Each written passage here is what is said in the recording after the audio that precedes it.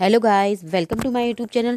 Friends, MP ADPO के जो भी अधिनियम है उनकी सीरीज़ को आगे बढ़ाते हुए आज हम डिस्कस करने वाले हैं मध्य प्रदेश आबकारी अधिनियम 1915।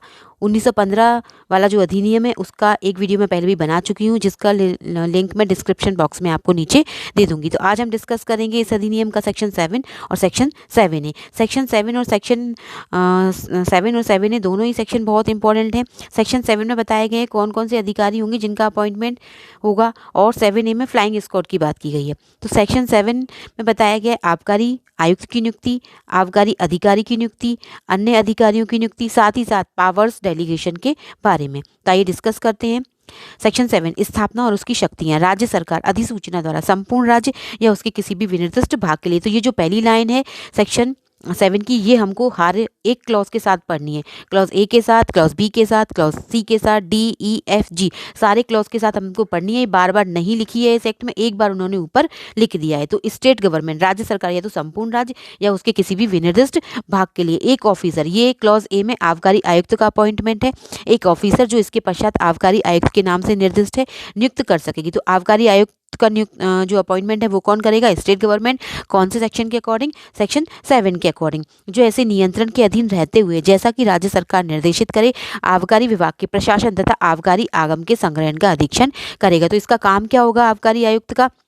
ये क्या क्या करेगा? आबकारी विभाग का जो भी प्रशासन होगा तथा आबकारी आगम जो भी कलेक्ट किया जाएगा उसका अधीक्षण करेगा। इसके बाद क्लॉज बी। क्लॉज बी में अपॉइंटमेंट है आबकारी अधिकारी का, एक्साइज ऑफिसर का, जिसके बारे में डेफिनेशन 2 है ना 7 में डिस्कस किया गया है। 7 में बताई गई है डेफिनेशन कि आबकारी अधिकारी कौन होगा। तो वहाँ लिखा है धारा 7 के अधीन कलेक्टर या उसकी रैंक का कोई भी अधिकारी। तो कलेक्टर से भिन्न किसी भी व्यक्ति को, या जो कलेक्टर के साथ ही उसकी अधीनस्थता में उससे पृथक रहते हुए, ऐसे नियंत्रण के अधीन रहते हुए, जैसा कि राज्य सरकार निर्देशित करे, इस अधिनियम के द्वारा या अधीन किसी कलेक्टर को प्रदत्त समस्त या किन्हीं भी शक्तियों का प्रयोग करने के लिए या उस कलेक्टर पर अधिरोपित समस्त किन्हीं भी कर्तव्यों का पालन करने के लिए नियुक्त कर सकती हैं। तो आबकारी अधिकारी का अपॉइंटमेंट भी कौन करेगा? राज्य सरकार करेगी। कौन से सेक्शन में है? सेक्शन 7 में है। तो यहाँ पर जो क्लॉज भी है उसमें ऐसा मेंशन किया गया है कि कलेक्टर से भिन्न, मतलब कलेक्टर की रैंक का तो होगा, पर कलेक्टर से भिन्न कोई व्यक्ति होगा जो कलेक्टर के साथ में या फिर उसकी अधीनस्थता में या फिर उससे अलग रहते हुए या फिर किसी भी ऐसे नियंत्रण के अधीन रहते हुए, जैसा भी राज्य सरकार डायरेक्शन दे। इस अधिनियम के द्वारा या उसके अधीन कलेक्टर को जो भी शक्तियां प्रदान की गई हैं, तो सारी की सारी शक्तियों का या किन्हीं शक्तियों का प्रयोग करने के लिए या कलेक्टर पर जो कर्तव्य अधिरोपित किए गए हैं, समस्त या किन्हीं भी कर्तव्यों का पालन करने के लिए नियुक्त कर सकेगी। तो स्टेट गवर्नमेंट आबकारी अधिकारी को अपॉइंटमेंट यहाँ पर बी क्लॉज के अकॉर्डिंग करेगी। सी में अन्य जो अधिकारी हैं उनका अपॉइंटमेंट है। तो मुख्य आगम प्राधिकारी जो है, जिसके बारे में अभी हम आगे पढ़ेंगे, उसका अपॉइंटमेंट सी क्लॉज के अकॉर्डिंग होगा। तो आबकारी विभाग के ऐसे वर्गों तथा ऐसे पदाधिकारियों की शक्तियों तथा कर्तव्यों से युक्त जिन्हें की राज्य सरकार उचित समझे, उनको नियुक्त कर सकेगी। तो यहाँ भी हमको किसके साथ पढ़ना? State government. स्टेट गवर्नमेंट मुख्य आगम प्राधिकारी व अन्य ऑफिसरों की नियुक्ति कर सकती है। इसके बाद डी पॉइंट है, ये आपका यहाँ से बहुत इंपॉर्टेंट ओटी बनेगा। सी ज़्यादा इंपॉर्टेंट नहीं है। डी में क्या है कि यह आदेश दे सकेगी। कौन? राज्य सरकार। वो लाइन 1 के साथ हमको पढ़ना है हमेशा।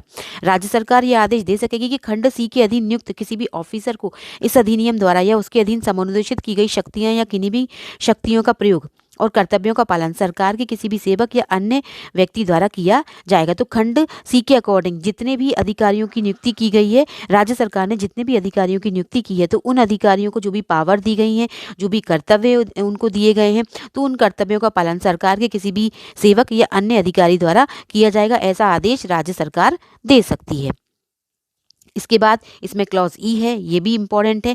नियम बनाने की शक्ति। तो राज्य सरकार की नियम बनाने की शक्ति जो कि धारा 62 द्वारा प्रदत्त की गई हो के सिवाय, राज्य सरकार की जो 62 में नियम बनाने की शक्ति दी गई है उसको छोड़कर राज्य सरकार की जितनी भी पावर हैं, है ना, वो सारी की सारी पावर या उनमें से कुछ पावर राज्य सरकार क्या कर सकती है? किस किस को प्रत्यायोजित कर सकती है? मुख्य आगम प्राधिकारी को या आबकारी आयुक्त को प्रत्यायोजित कर सकती है। तो राज्य सरकार अपनी शक्तियों को प्रत्यायोजित कर सकती है, पर नियम बनाने की शक्ति प्रत्यायोजित नहीं होगी। और राज्य सरकार अपनी समस्त या किन्हीं भी पावर को किनको दे सकती है? तो आबकारी आयुक्त या फिर मुख्य आगम प्राधिकारी को। एफ, किसी भी ऑफिसर या व्यक्ति से इस अधिनियम के अधीन उसको समस्त या किन्हीं भी शक्तियों का प्रत्याहरण कर सकेगी। तो वही फर्स्ट लाइन के साथ पढ़ना है। राज्य सरकार जितने भी अधिकारी या व्यक्तियों को उसने इस अधिनियम के अकॉर्डिंग जो भी शक्तियां दी हैं उनको वो वापस भी ले सकती है। जी, मुख्य आगम प्राधिकारी या आबकारी आयुक्त या कलेक्टर द्वारा किसी भी ऐसे व्यक्ति या व्यक्तियों के वर्गों को जो ऐसी अधिसूचना में विनिर्दिष्ट किए जाएं किन्हीं भी ऐसी शक्तियों या कर्तव्यों में प्रत्यायोजन की अनुज्ञा दे सकेगा जो इस अधिनियम द्वारा या उसके अधीन उसको प्रदत्त की गई हो या उस पर अधिरोपित की जाए या जो तत्समय प्रवर्तित किसी भी अन्य अधिनियम के अधीन आबकारी आगम के बारे में उसके द्वारा प्रयोग में लाई जानी हो या जिनका निर्वहन किया जाना हो। तो क्लॉज जो एफ है क्लॉज जी है वो ये बोल रहा है कि मुख्य आगम प्राधिकारी आबकारी आयुक्त या कलेक्टर भी अपनी शक्तियों का प्रत्यायोजन कर सकते हैं किसी भी व्यक्ति या व्यक्तियों के वर्गों को, लेकिन ये लोग अपनी शक्तियों का प्रत्यायोजन तभी करेंगे जबकि राज्य सरकार इनको अनुज्ञा दे दे कि आप अपनी शक्तियों का प्रत्यायोजन कर सकते हो। तो ये भी अपनी शक्तियों का प्रत्यायोजन कर सकते हैं तीनों, लेकिन राज्य सरकार की अनुज्ञा से। तो फ्रेंड्स ये सेक्शन 7 हो गया हमारा। इसके बाद सेक्शन 7A उड़न दस्तों की स्थापना, फ्लाइंग स्क्वाड की स्थापना 7A कौन कर रहा है? राज्य सरकार। क्यों की जा रही है? इस अधिनियम के अकॉर्डिंग जितना भी रेवेन्यू कलेक्ट किया जा रहा है तो कहीं उसका चोरी तो नहीं हो रही है, तो उस चोरी को रोकने के लिए राज्य सरकार अधिसूचना द्वारा आबकारी राजस्व के अविकथित या संदिग्ध अवंचन के किसी भी मामले या इस अधिनियम के अधीन उसको बनाए गए नियमों के उपबंधों में से किसी भी उपबंध के अविकथित या संदिग्ध उल्लंघन के किसी भी मामलों का अन्वेषण करने के लिए उड़न दस्तों की स्थापना कर सकेगी और अधिसूचना में उस क्षेत्र को विनिर्दिष्ट कर सकेगी जिस पर उड़न दस्ता अधिकारिता का प्रयोग करेगा। तो राज्य सरकार की पावर है ये। राज्य सरकार फ्लाइंग स्क्वाड का गठन स्थापना कर सकेगी।